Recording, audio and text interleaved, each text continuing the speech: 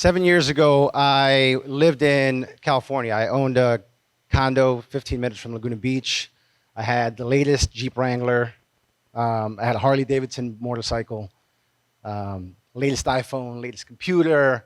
I was out partying with friends 5 nights a week, buying drinks for everyone, buying food for everyone, living the life, spending tons and tons of money that I was making. Uh, Living very good. Today, I'm married, 3 kids. My family of 5 currently lives in 450 square feet. I drive a used sedan today, no longer motorcycle in the budget. I've got a 7-year-old computer. That's my Apple computer up on the screen there. That's how I created this presentation. Um, um,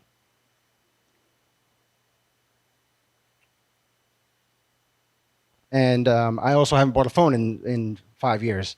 Um, 7 years ago, while I had all those things, I was living paycheck to paycheck. All right, I was bringing home about $68,000 a year, but I was spending $80,000 a year, living beyond my means. I was broke, dead broke, because I was spending it all, using debt to fund my, lavish lifestyle, taking trips, paying for friends, and I was in about $95,000 worth of debt.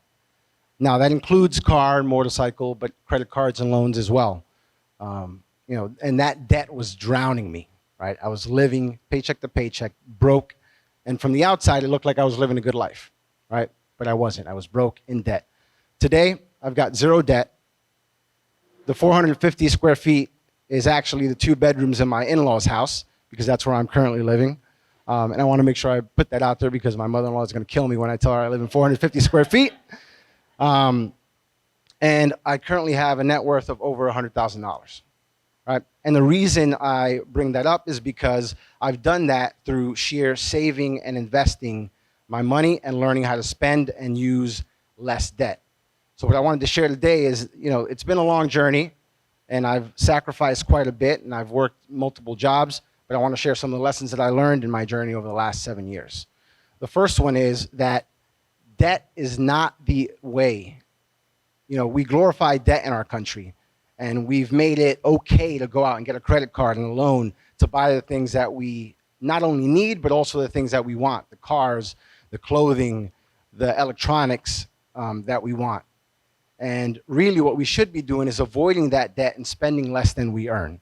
Right? It is possible to live without debt. It is possible to live below our means, and I'm living proof because I've done it, and that's how I've been able to get myself out of that rut. Now, the 3 largest expenses for most Americans is housing, transportation, and food. Our focus in order to get out of debt and live a better financial life is to focus on those 3 things. Now, I know not everybody can live with their in-laws or live with family, but you can live in less home. You can buy a home that's closer to work so you don't have to drive as far. And you should focus on eating more foods at home, taking your lunch to work, as opposed to eating out. The second is, don't spend so much time on the trivial spending decisions, right?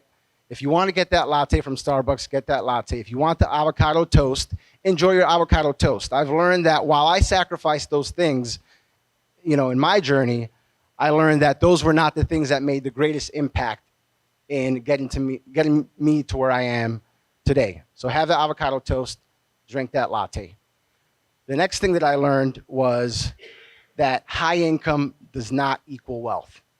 Doctors, attorneys, executives are some of the highest earners in our country, but their hyper-consumerism also means that they are the lowest accumulators of wealth behind teachers, engineers, and janitors, believe it or not, right? Because they're spending less than they make, and they're investing that money that they're saving.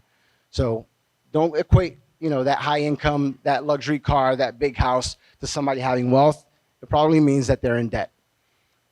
The last thing that I'll cover is reading and podcasts are really what helped me learn. But that knowledge means nothing if you don't execute, if you don't take action. Right? You could read all the books in the world, you could listen to every podcast in the world, and if you don't take action, you're never going to get anywhere.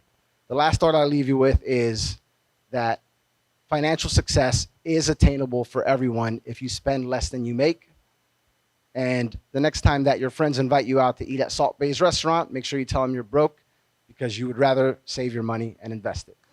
Thank you.